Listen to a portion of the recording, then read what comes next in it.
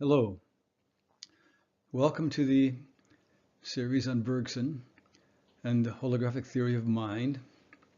This will be part 5. We'll be dealing with implicit memory and explicit memory and what I term the cost of achieving explicit memory, that is the developmental dynamic trajectory cost of achieving this. Ultimately, this topic revolves deeply around the question of whether memory is in fact, or experience is in fact stored within the brain.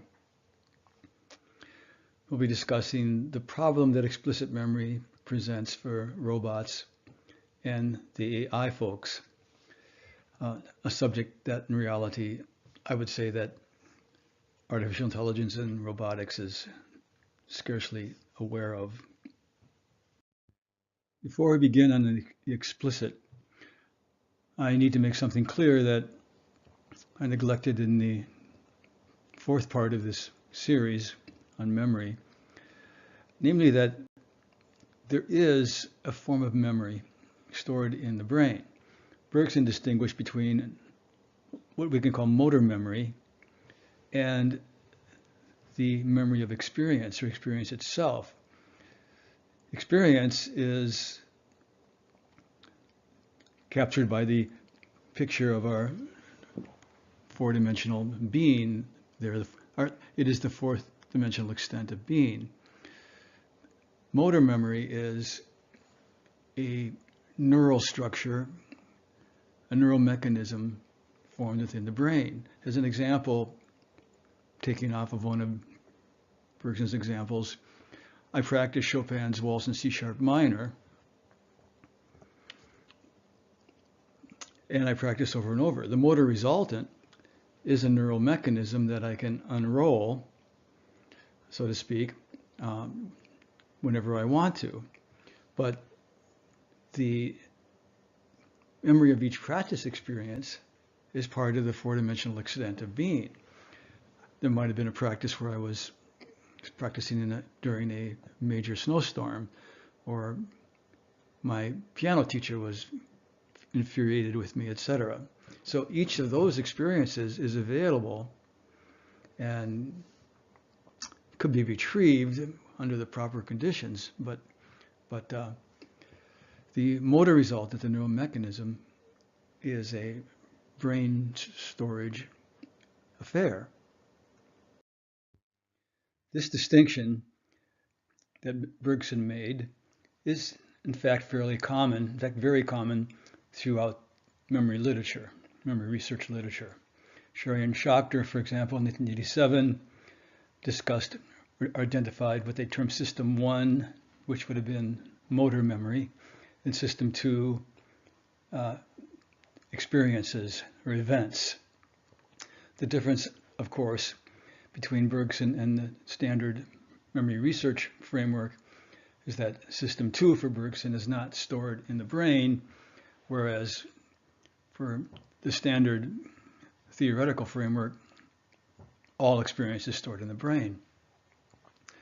Other such distinctions, and there are many others that made exactly the same distinction, but others we see are, for example, the procedural, again, procedural being a motor type memory, whether learning a piano piece, as I discussed before, learning how to do a tennis serve, and on one can imagine these types of things, as opposed to what was termed the declarative, which would be the memory of events, and is in actuality another term for what we'll be talking of as explicit memory, or episodic memory, as coined by a very famous memory researcher, Endel Tulving, again equivalent to the memory of experience. Bergson also talked about recognition memory, or a feeling of familiarity. And again, he saw this as a neurally brain-based phenomenon. He termed it, or talked about, an automatic motor accompaniment. For example, when I first moved into my mini farm, that driveway there in the picture didn't necessarily feel very familiar at all. But once I've walked down it many times, the whole thing feels very familiar. Again, what you've got is a flow field, as we talked about with Gibson, a optical flow field, a texture gradient, all array, all coordinated with actions, all being recorded, so to speak, neurally, and therefore underlying this feeling of familiarity.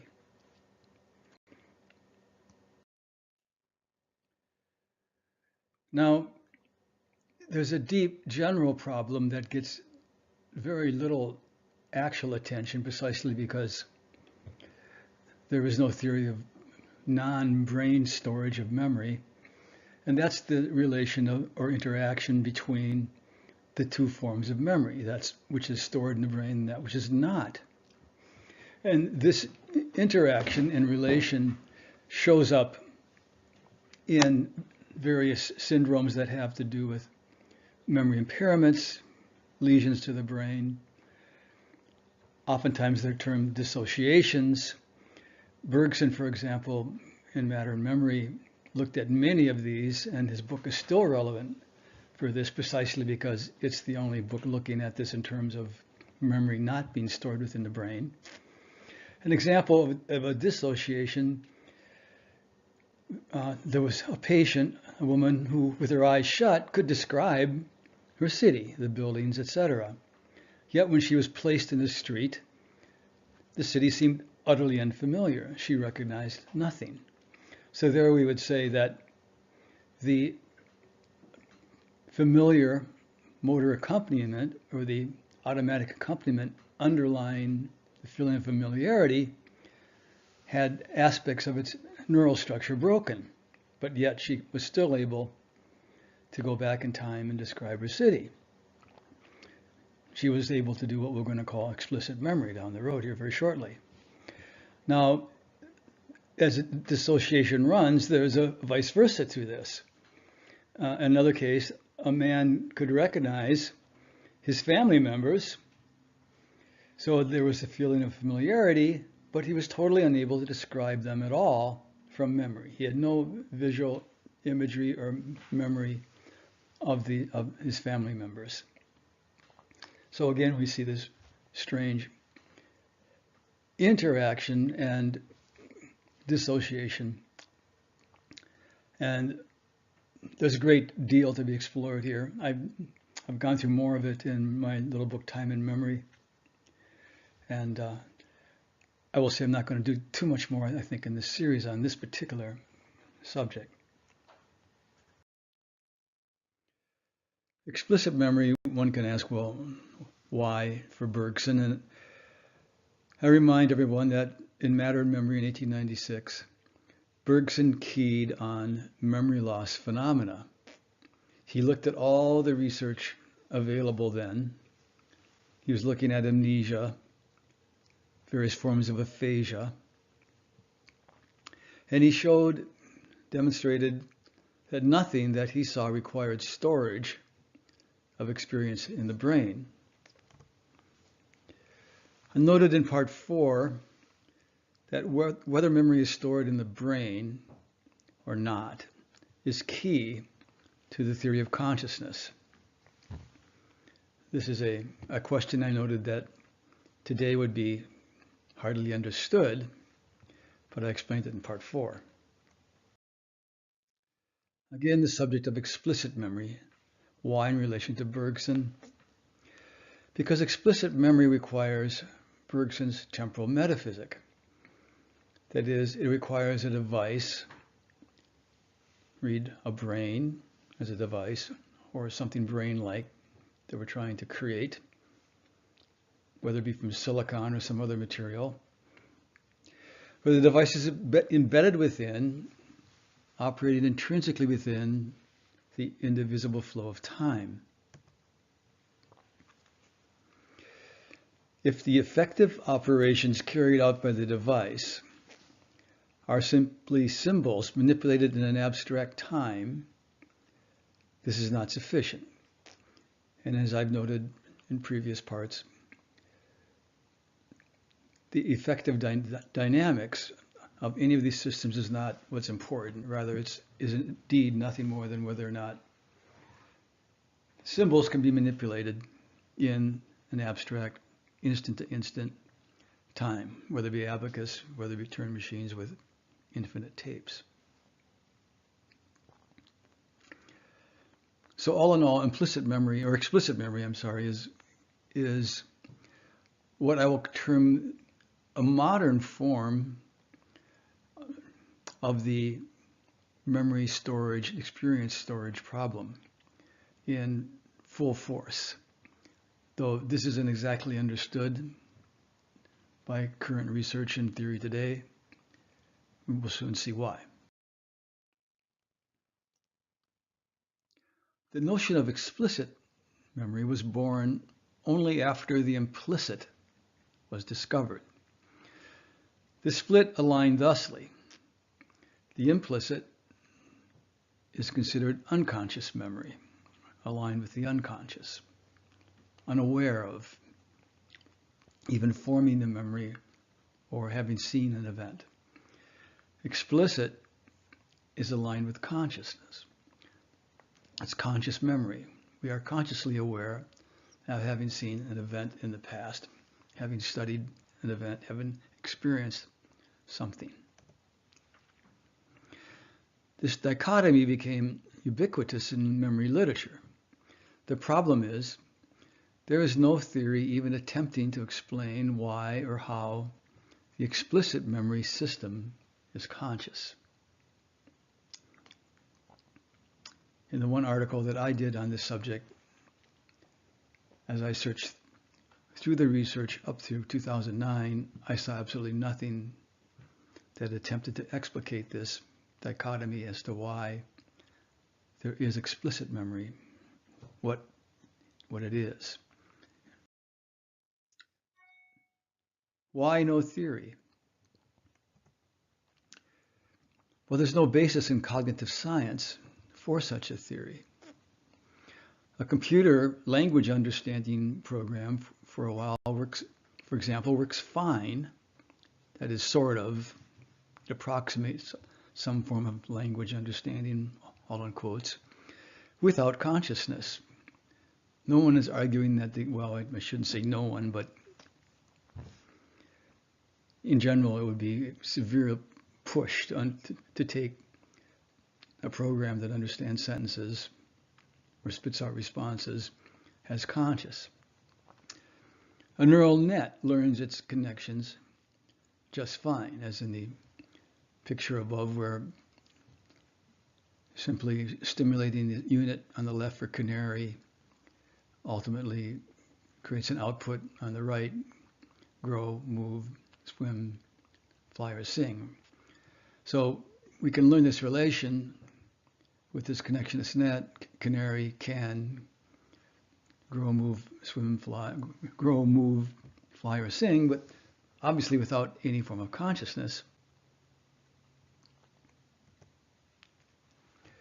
What we have is symbol manipulation in an abstract time, and only that, even with this net.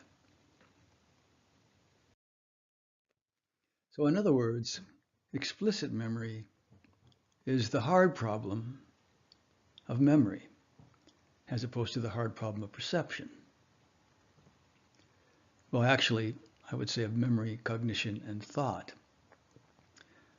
This only makes sense in that if you have a hard problem of perception in the first place, you're talking about not even understanding what experience is in the first place, let alone then how you can store it. The notion of the implicit memory was basically born with observations of a subject who's known as HM, by initials. In 1956, Scoville removed medial portions of HM's temporal lobes. So he moved a good chunk of HM's brain. HM proceeded to exhibit severe amnestic syndrome, or he became amnesic. Milner discovered HM could learn mirror tracing for example. So he could learn things. In other words, he learned how to draw in a mirror tracing apparatus where you're basically trying to draw, I'll say, semi-upside down while looking at a mirror. So it's hard to do this.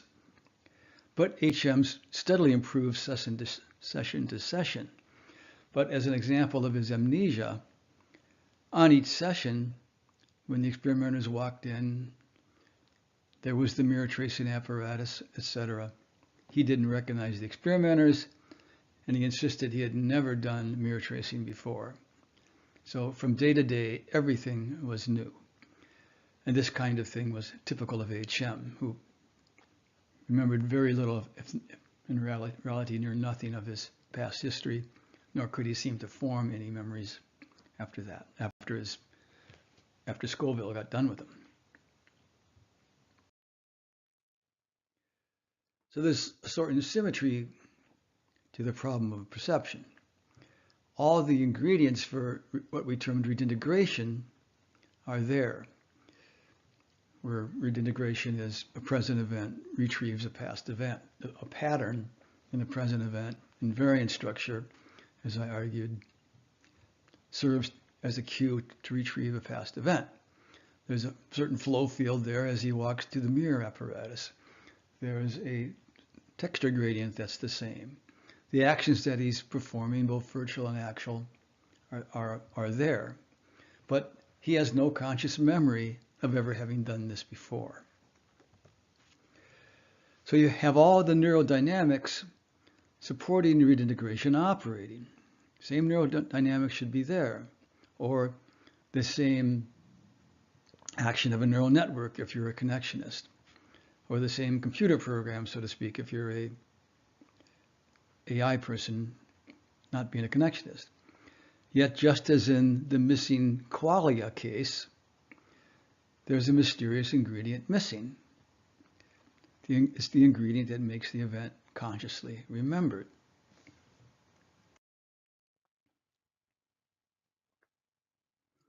Subsequently, with lots of experiments in the memory research area, it was discovered that a wide range of skills can be learned by amnesics. New learning for paired associates.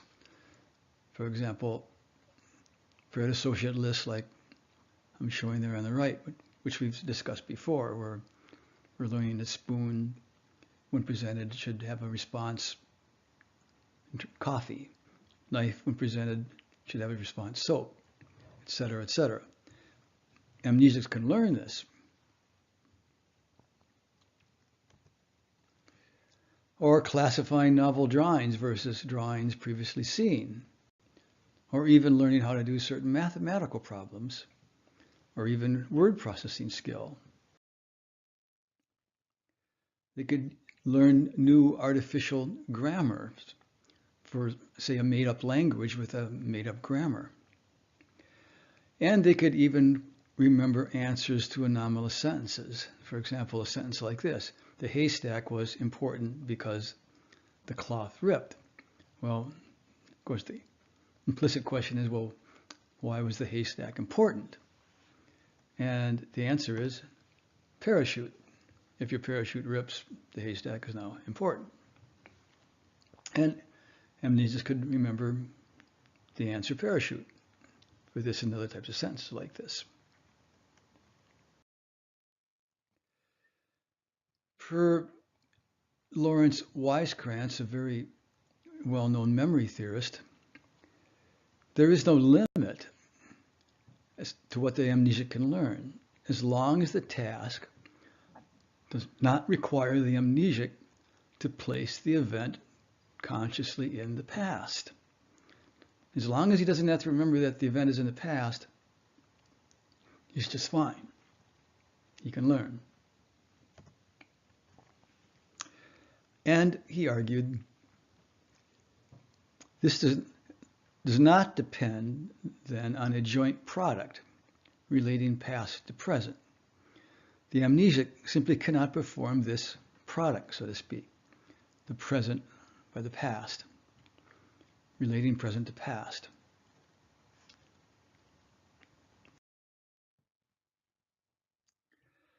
So I have titled here a system or a physical dynamic. Memory research, or current memory theory, simply calls the explicit a system.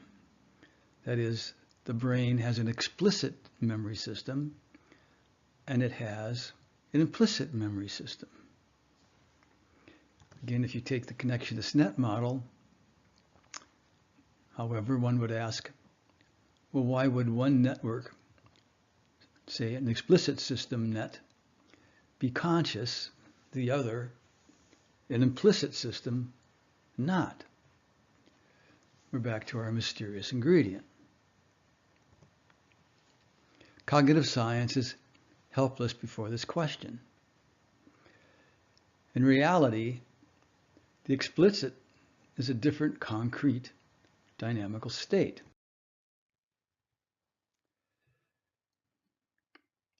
Remember again, these nets operate in the abstract time of the classic metaphysic, the instant to instant, discrete instant to discrete instant, each instant falling away into the past as the next present instant comes.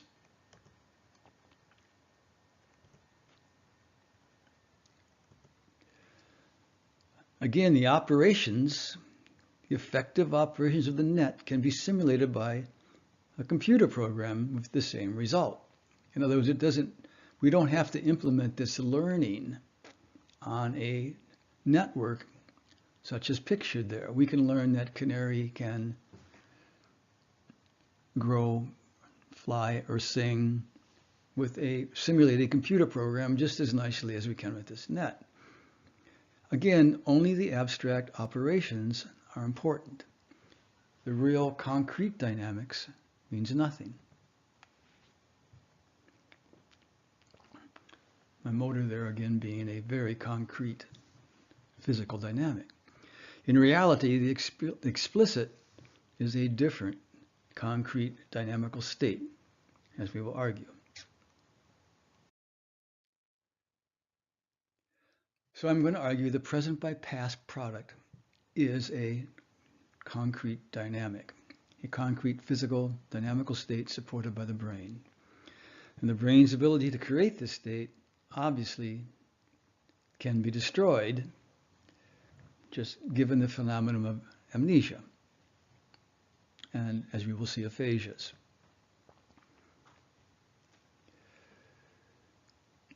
But Piaget termed the ability to create this past by present, or present by past product, the state, the localization of events in time.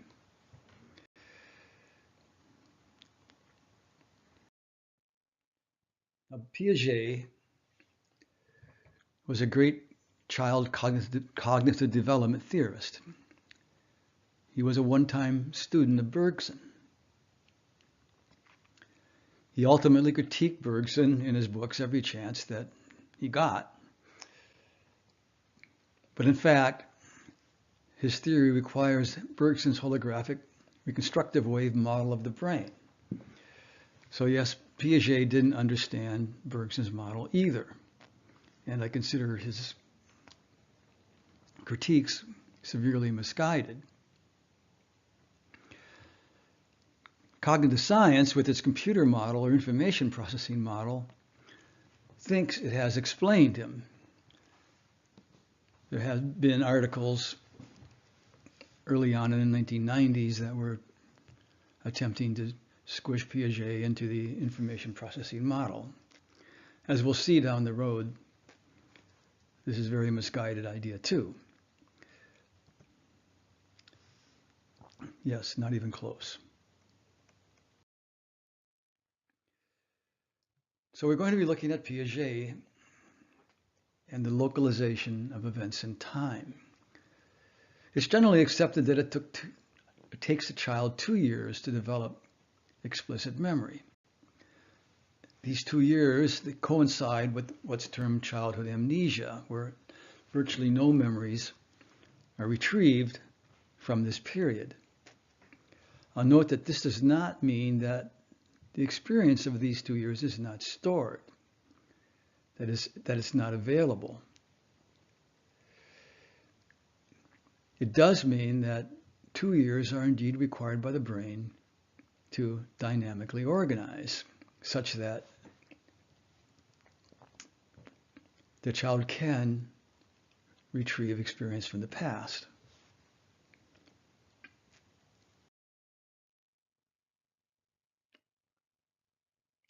This dynamical organization of the brain over 2 years underpins a fundamental set of base concepts.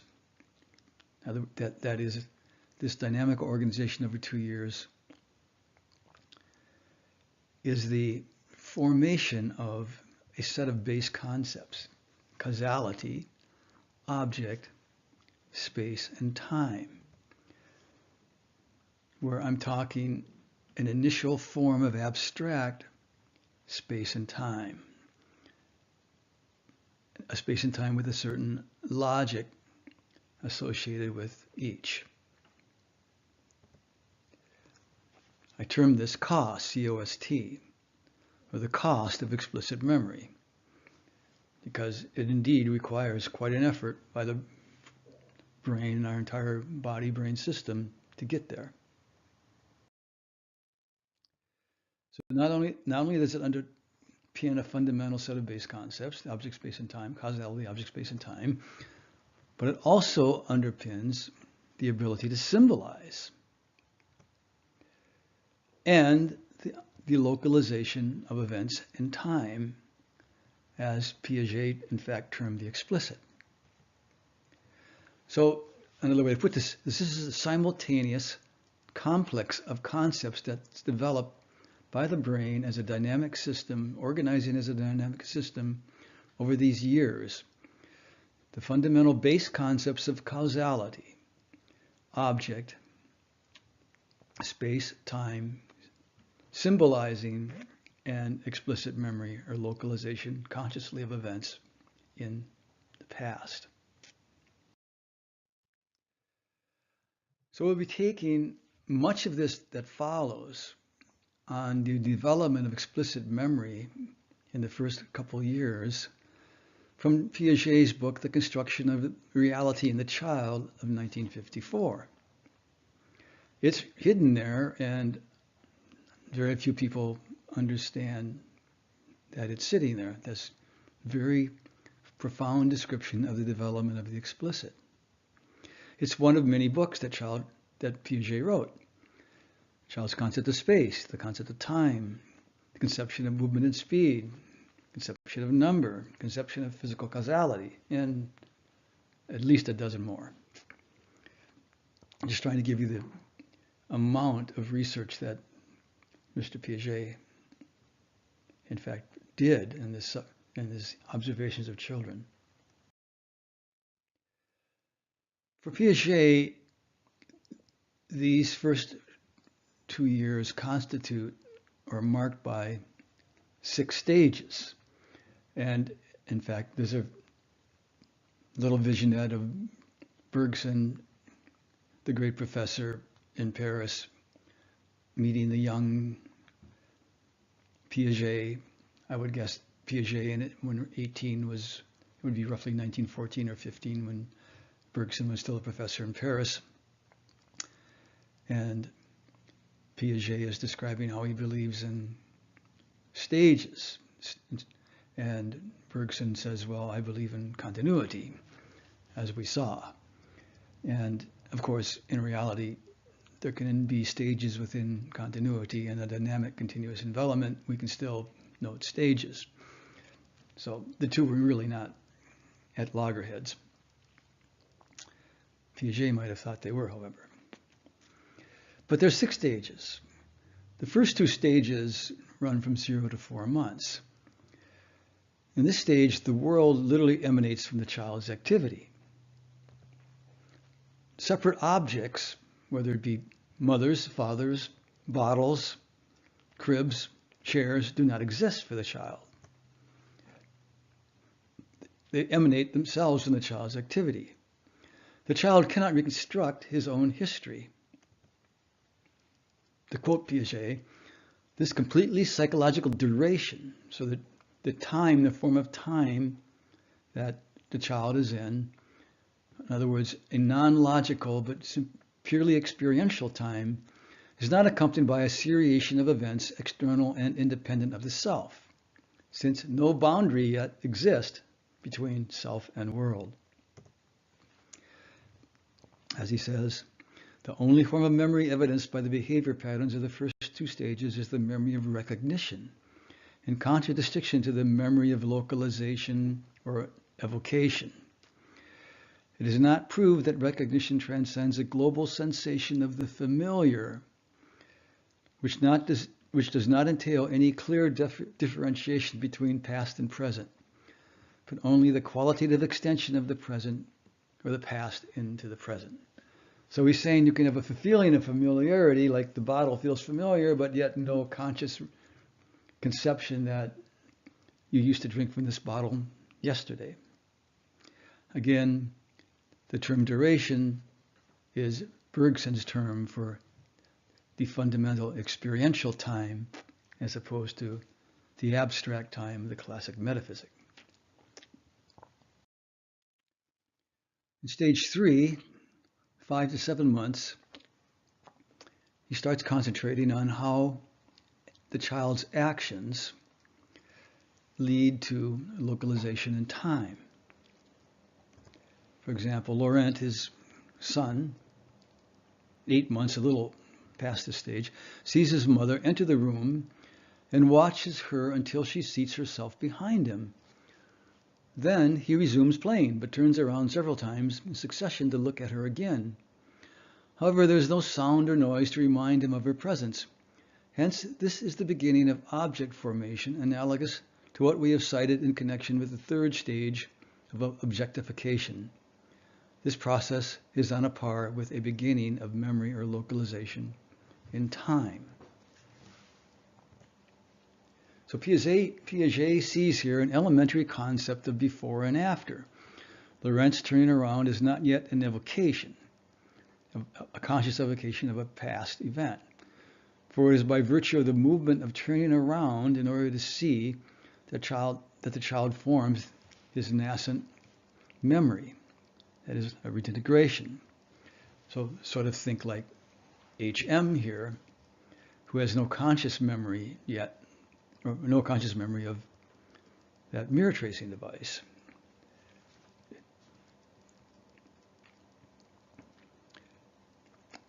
But however motor and however little representative, this is the beginning of localization of events in the past. He asks, is there an orderly arrangement of memories relating to external events? The child yet fails to note anything regarding the sequential positions of objects. The object has no spatial permanence. So Laurent, immediately after the behavior pattern noted above, reveals an action which clarifies its meaning. His mother having risen and left the room, Laurent watches her until she reaches the door, then as soon as she disappears, again looks for her behind him in the place where she was at first, as though magically she could be there. So she doesn't have a status as a continuing object or permanent object to little Laurent. And what we're seeing here, remember, we're weaving through localization of events in time with the development of causality, object, space, and time. So we'll be seeing the birth of the concept of object simultaneously as we go through, along with space and time and causality considerations. So Laurent's mother is not yet a permanent object moving from place to place, but rather a memory image capable of reappearing precisely where it was previously perceived. So the order is a function only of Laurent's action yet. The world still partially emanates from his action. In essence, the child perceives the order of phenomena / events only when he himself has been the cause. Or as Piaget notes, a universe without causality externalized in things. So externalized in things, outside the self, causality within other things, cannot comprise a temporal series other than those relating to acts of the subject. In stage 4, 8 to 11 months, the before-after relation is now applied to objects, not just actions. So the object is starting not to be just related to the child's actions. An object, for example, we'll take my little Felix the cat here as a Felix cat toy, disappears behind a screen. But while perceiving the screen, the child retains the image of the object and acts accordingly. The child is now recalling events, not merely actions. But this is extremely unstable. This became rather famous in the developmental literature as the A not B error. An object is hidden originally at A. For example, my Felix again at A, and found by the child at A. For example, it's hidden under A. We'll call A a pillow. The object is then moved in full view to B and hidden under another pillow. The child now goes to B. But if the object is not found immediately, the child goes right back to A, in other words, the other pillow where the action was originally successful. The child's memory is now such that he can reconstruct short, but only short, sequences of events independent of the self. So time definitely transcends the duration inherent in personal activity, to be applied to things themselves and to form the continuous systematic link which unites the events of the external world to one another.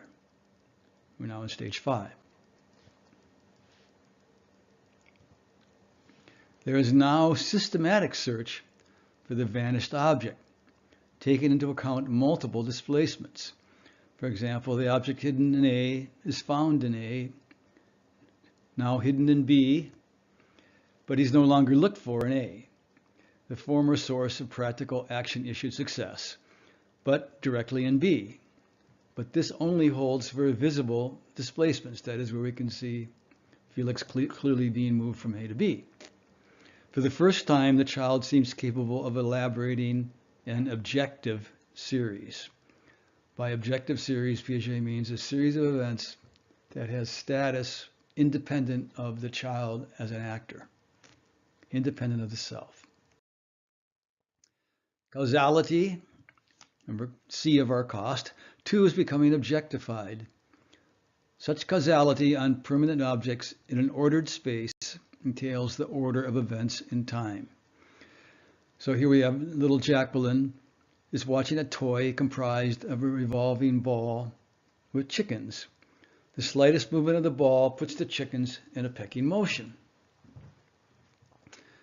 Jacqueline, after examining for a moment the toy, which I put into action by displacing it gently, first touches the ball and notes the concomitant movement of the chickens.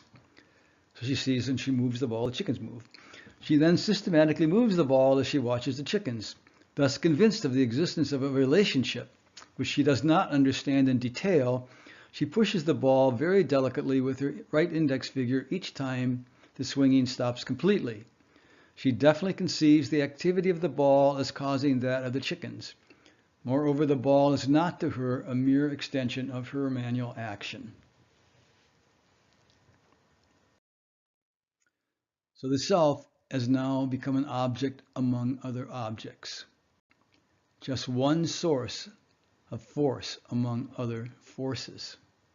And if you remember, this is what I said in part 3, when I began talking about why we need a koan, where we start from the world as one with the self and gradually become an object among other objects, a source among other sources, forces, a force among other forces. Piaget is describing the development of this state of mind where we need to start becoming Zen Buddhist. An observation on this, Jacqueline places a red ball on the floor and waits for it to roll. Only after 5 or 6 attempts does she push it slightly. The ball, like the plush toy, has therefore become an autonomous center of forces, causality thus being detached from the action of pushing to be transferred onto the object itself. So again, we're seeing the interweaving of object, causality, space and time.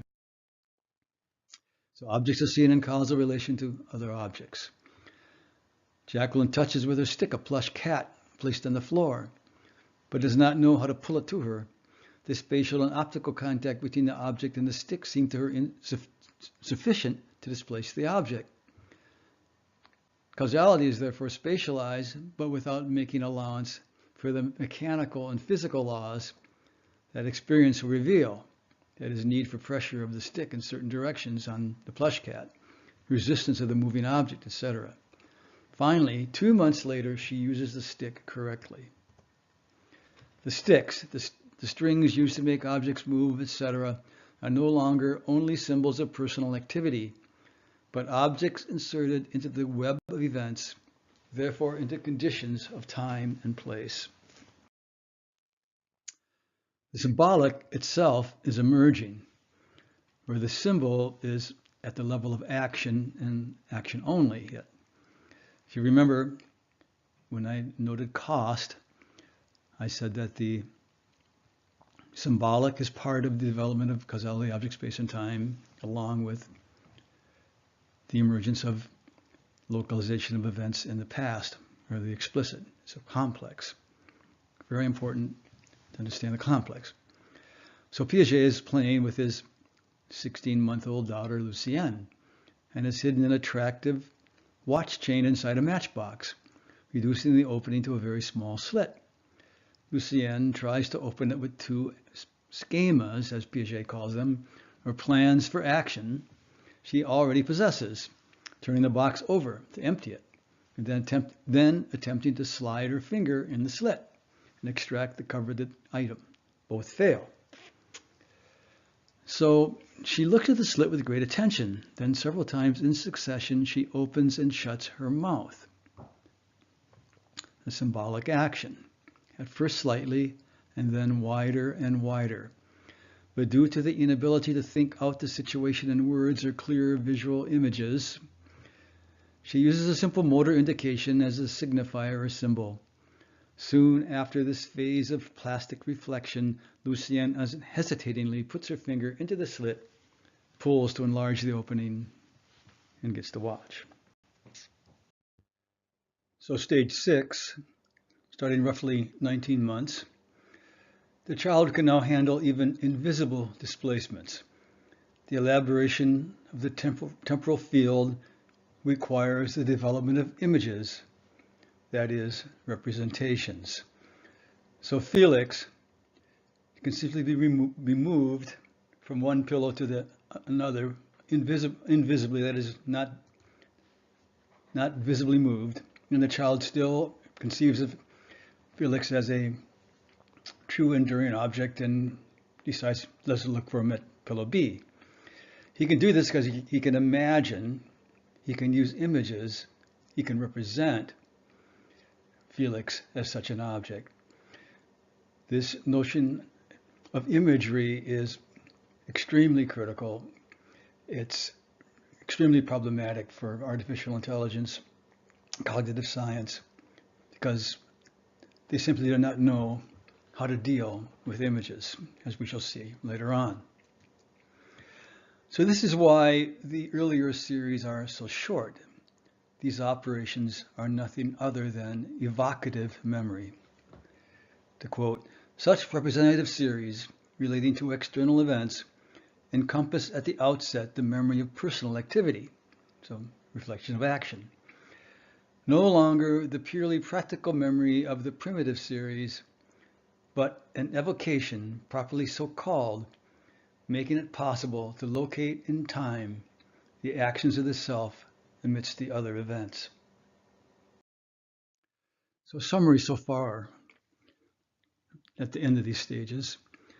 It is actions that drive the developmental dynamics, child's actions, and this dynamics drives toward a base set of constructs. The base set of constructs is object causality and classical space and time. In this, the self takes its place as an object among other objects, and this is foundational to the entire structure of thought, which is to say, this set lies at the core of representation. Explicit memory in its developed form is at its heart the problem of representation. And you'll notice we've been talking about images being used, and down the road we're going to see that imagery is the absolute bane of artificial intelligence, cognitive science. They simply do not know how to deal with them because they have no theory of the image as a perception in the first place. Again, stage 6, 19 months, simultaneously this dynamical trajectory is driving towards liberation from perception. Going beyond the present, as Piaget insists, toward representation by an image, emerging only at the 6th stage. This is why the temporal series just described are revealed as so short and so dependent on the constructions characteristic of object space and causality. It is why, for the lack of representations properly so called, the time developed by the series necessarily remained linked with present perceptions, with practical memories derived from recent action, and anticipation in accord with action in progress.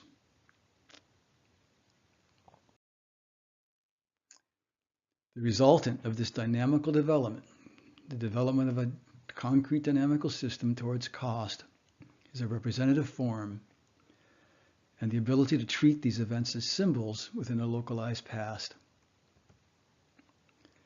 That is to support Weizkranz's dynamic product, present by past. So an example of this in stage 6, the symbolic and the birth thereof.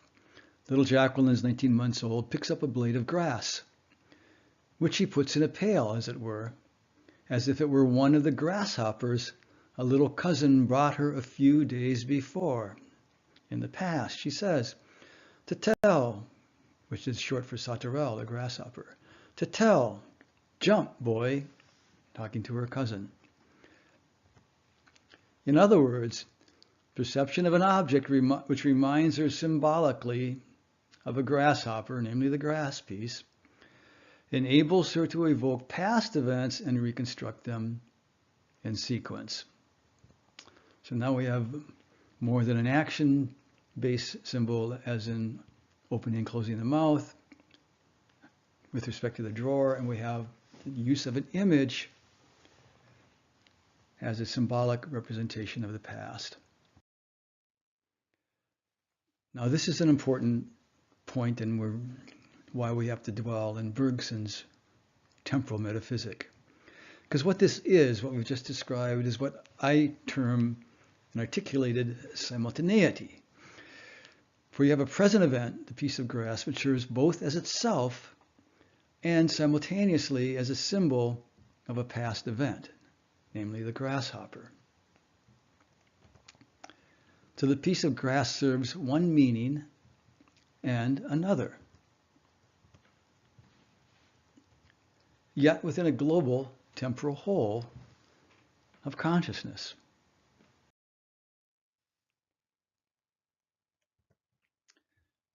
This has to be underpinned, this dynamical state has to be underpinned by the non-differentiable, indivisible time transformation of the matter field. The indivisible transformation of the matter field in which the brain is embedded and integrally dwells within. In the abstract time of the classic metaphysic, this is impossible. Again, time is a dimension of discrete instants.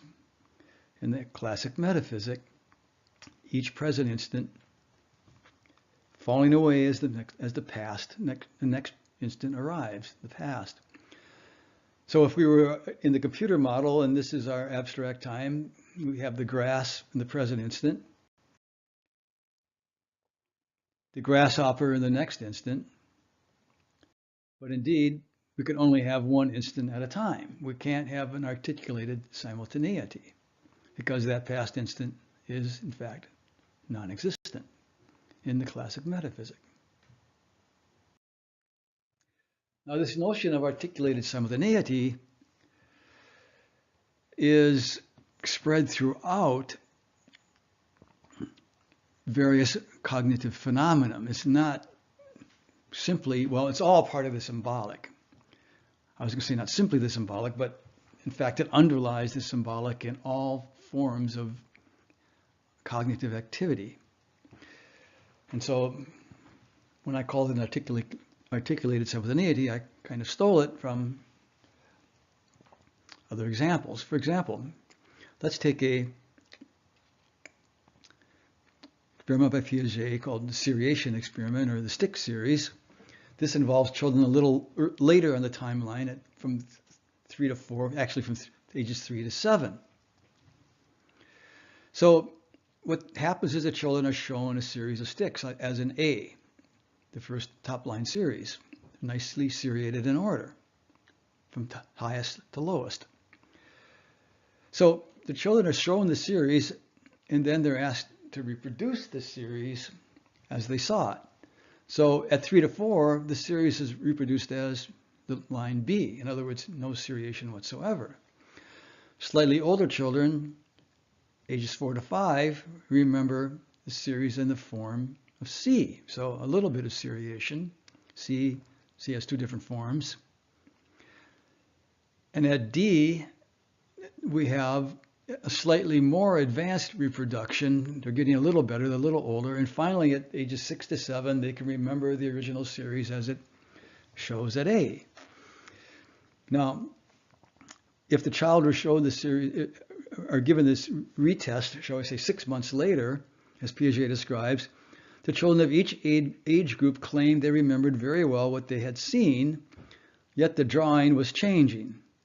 The changes, generally with rare exceptions, moved in small jumps, for example, from A to C or C to D or from D to A. So in other words, if the child originally drew something at B, as it looked like at B, 6 months later he's maybe grown a bit, developed a bit, and might draw something, might draw his memory now as though, well, what he saw was like at C. Okay. So the drawing of a series, this process of seriation, requires what Piaget terms concrete operations, which is the coordination of actions. To order a simple series, A, B, C, as in talking our series A above A on the top, where A is longer than B, B longer than C, one must simultaneously relate or coordinate the height of A, or height of B, relative to A, the height of C relative to B. This is fundamentally based on the intercoordination of action. So notice, one must simultaneously relate or coordinate the height of B relative to A, but the height of B also relative to C. So you have the simultaneous use of the same element with respect to, namely B, with respect to A and to C. Another example, the two flows experiment with respect to a flow in time. So the picture shows two beakers, one on top of the other. One's fat and one's thin. A is fat, B is thin. A on the left is initially filled with water, and then it's gradually allowed to empty into B by stages. So the B, the lower beaker, gradually fills up as A empties. A being slightly fatter lowers visually a little slower than D rises. So we have two different flow velocities occurring in a sequential time. The children, when shown this and then asked to remember it, first cannot even order the D's in general. So they can't order D1 through D6 in the proper order. Ultimately, they can do that, but they're also asked to cut their pictures up of these two into the A's and the B's, and then asked to reconstruct the A flow and the B flow properly, just as the picture shows. And you'll get initially things like A3 above B1, or A1 above B5, A2 above B6, etc.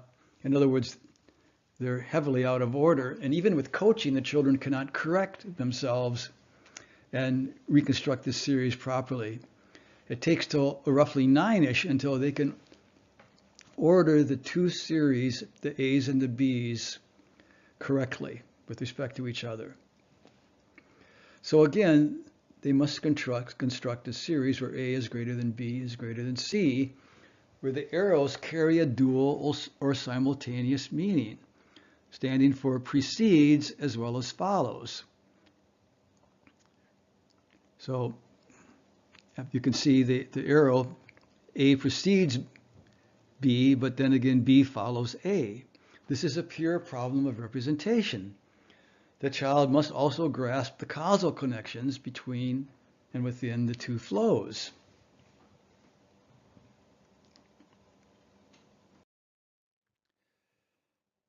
Now, the great philosopher and theorist Ernst Cassirer also discussed this same thing. And I sometimes wonder if Piaget got some of this stuff from Cassirer, actually. But I haven't done the scholarship on it to verify dates and times as to when Cassirer did this and Piaget did, just never followed up on it. But this is found in the Philosophy of Symbolic Forms, Volume 3, The Phenomenology of Knowledge, Chapter 6, To the Pathology of the Symbolic Consciousness. I like this quote from Cassirer because we're talking about the symbolic here. They being the theorist of the late 20th century, early 20th century, late 19th, they believed that they had understood and explained an intellectual act if they could break it down into its simple components. And they took it or held it to be evident or dogmatically certain that these components could consist in nothing other than simple sense impressions.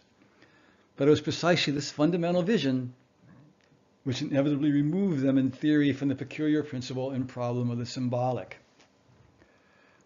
I threw that little mini connectionist net up there because that is precisely what Cassirer is talking about. If we could break an intellectual act, such as learning what a spoon can do, whether it can cut, balance, scoop, or stir, into simple components, and nothing other than sense impressions, namely spoon is a sense impression, etc. The connectionists are precisely the guilty ones in Cassirer's quote. And as you can see, as we're studying the symbolic here, how far away this simple impression or conception of that little net actually is from what's going on. So Cassirer, also studying the aphasias, noted this exact same thing. Notice for drawing,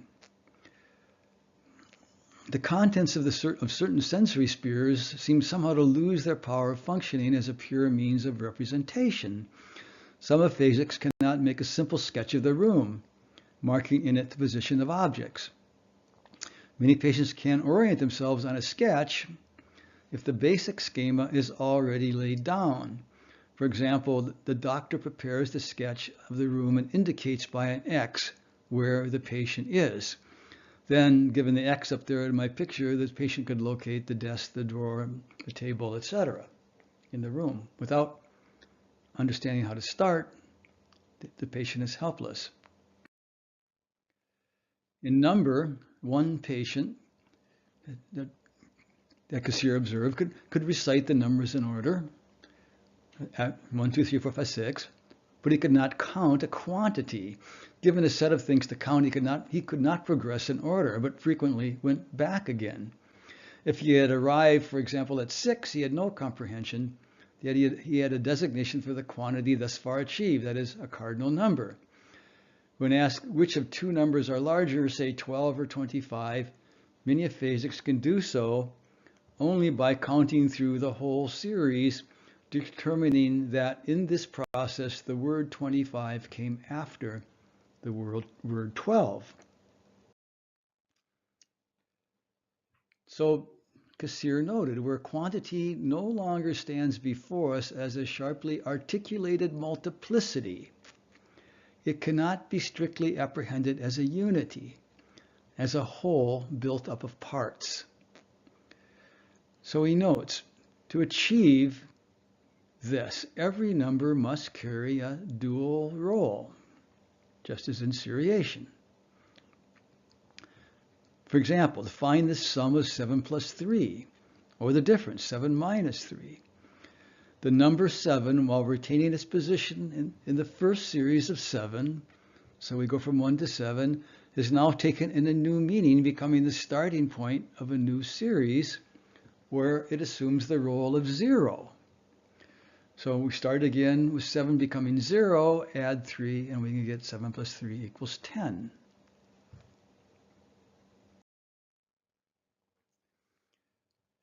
So he says, the fundamental unities must be kept fixated, but precisely in this fixation be kept mobile, so that it remains possible to change from one to the other. The number 7 must maintain its meaning as 7, yet simultaneously assume the meaning of 0. This is a pure problem of representation in time. More precisely, it is a problem of representation in an extended, continuous time supporting true simultaneity. In action, one patient could knock on the door if the door was within reach. The movement was halted at once if he was asked to move one step away from the door. So as soon as the door was a little bit too far away, he could not even pretend to knock on the door. Again, he could hammer a nail if, hammer in hand, he stood near the wall. But if the nail was taken away and he was asked to merely indicate the act, he was frozen. He could not mentally, imaginatively hammer a nail into the wall. He could blow away a scrap of paper on the table, but if there was no paper, he could not blow. For Cassirer, for this latter is the product of the productive imagination. It demands an ability to interchange present and non-present, the real and the possible. A normal individual can perform the movement of hammering a nail just as well into a merely imagined wall, because in free activity he can vary the elements sensuously given. By thought, he can exchange the here and now with something else that is not present. This requires a schematic space. Thus, the door knock patient was utterly unable to comprehend linguistic analogy or metaphor. He made no use of either in his speech. In fact, he rejected them entirely. He dealt only in realities. Asked by Cassirer on a bright sunny day to repeat, "It is a bad rainy weather day," he was unable to do so. He could not make the mental, imaginative leap to even saying, "It's a bad rainy weather day." Analogy requires precisely the same achievement of representation. To say the spoon is a catapult, as I noted earlier, after using it to launch a pea, the spoon must be taken simultaneously in two different modes. One must place oneself simultaneously, now in one meaning, now in another. It is the spoon meaning versus the catapult meaning, and yet maintain a vision of the whole. It is this articulation of one and the same element of experience, said Cassirer, with different, equally possible relations and simultaneous orientation in and by these relations, that is a basic operation essential to thinking in analogies as well as intelligent operation with numbers. Again, it is a simultaneous articulation, this articulated simultaneity that supports little Jacqueline and a grasshopper. Again, as Cassirer argued, there's an interchange of present and non-present. That is, in this case, of present and past. The little piece of grass can now be a symbol. It can be simultaneously both a piece of grass, a perceptual image, and a grasshopper, which once she saw hopping around. Again, we find ourselves relating this to the problem of Weisskranz and his product, present by past event. Same thing. So when HM looks at the mirror tracing apparatus, again, experimenters arrive on day 2, should it not be simultaneously both the present apparatus and the past apparatus upon which he once worked? Sitting on the porch, for me, the wind chimes instantly become a symbol, the wind chimes hanging on the porch, instantly become a symbol simultaneously both of themselves and the memory of buying other chimes for my wife for an anniversary. All such surrounding objects can become symbolic of the past. But now we see this apparently simple ability through the underlying complexity of the dynamic that must support it. So what I'm saying here is even the simplest memory, the integration, even her integration is ultimately symbolic, ultimately an analogy, and relies on this very complex dynamic that we've seen Piaget describing as it develops. So the physical organism spends several years and a great deal of effort following this law of evolution or developmental trajectory of a very concrete device to produce this dynamical possibility.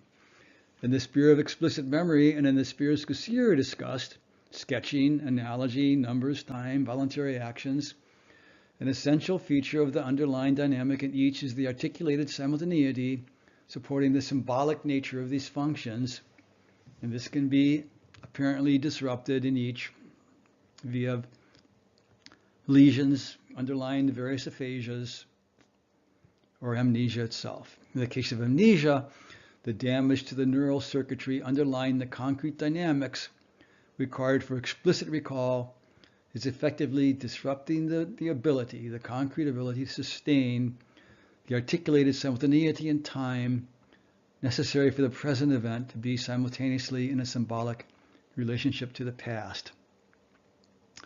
So note what we're saying here is that we're disrupting a concrete dynamic that allows the symbolic representation of the past.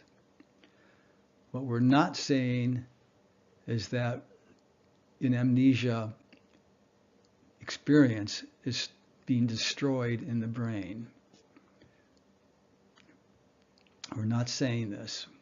Not the storage, as the baby dinosaur says, not the mama. Not the storage. We are disrupting a very complex dynamic ability to relate a past event in the four-dimensionally extended being that we discussed in part 4 that Bergson envisioned. Now, Cassirer discussed ideomotor apraxia, often defined as inability to carry out a motor command. For example, act as if you're brushing your teeth.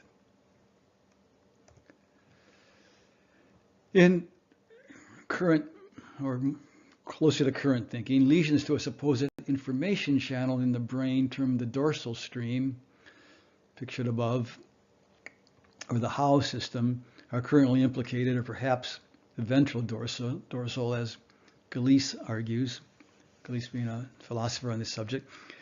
Galice in his review argues that different parallel premotor networks which receive visual information processed within one part of the dorsal stream create internal representations of actions to include action preparation, action understanding, space, and action conscious awareness. So he's simply saying, I disrupt this stream and I get things like ideomotor apraxia as the inability to carry out a motor command, as brushing your teeth.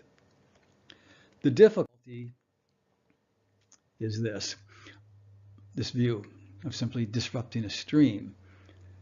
The specific problem Cassir's discussion in relation to action, the simple notion of information stream is or its disruption is sufficient. The problems relating to sketching, analogy, number and time, and action all appear to share the same cause. What we're really asking is how the unities can be fixated yet simultaneously be kept mobile, or how one and the same element can oscillate between one meaning and another while comprising a whole. This bespeaks of a very concrete dynamic, intrinsically participating in the concrete, indivisible, and non-differentiable motion of the matter field in time.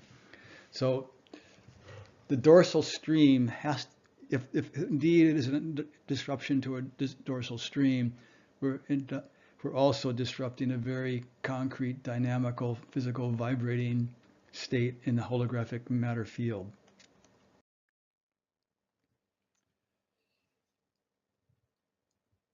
So finally, given all this, I have a question for Mr. Robot, that is for robotics and AI. Namely, what we have seen is the brain as a dynamically organizing, very concrete physical system requires years for this dynamical development to achieve cost, the ability to symbolize, explicit memory, localization of events in time. But the robot does not. The robot is simply programmed, as it were, from the head of Minerva. And we would ask, why? How is this possible? As far as amnesia, there's much, much more that could be discussed. There's many debates that rage, and particularly in the context of the standard notion that amnesia is a storage problem, that is, memories are being destroyed in the brain. The fact is, there's findings that could use new interpretations. Also, the fact is, a debate has raged for some time as to whether it's a storage problem or simply a retrieval problem. That is, it's not a problem with memories being destroyed so much as memories being retrieved. Obviously, what I've described and what Bergson holds is that it's the latter. It's a very complex dynamic state that's being disrupted that supports retrievals as an explicit memory in the first place. And obviously, given the complexity with which it requires development, it could easily be disrupted. There's also connectionist and other attempts to explain Piaget, or as I say, explain away Piaget, that is, force Piaget in some of the tasks like we already looked at with the seriation task or the time flow task, as though they don't really take those as part of a connectionist framework for solution, or in other attempts yet. I've dealt with these elsewhere to some extent. Some of this can be found in my article on the cost of explicit memory on my site or in my books. So next time we'll be discussing, at least my plan, don't hold me to this entirely, cognition and thought, images and thought. As I've been threatening here, we're talking imagery and images as all important in thought, and this is a fatal difficulty in cognitive science, artificial intelligence, and the computer model of mind. This brings up the entire relation of the concrete and the abstract.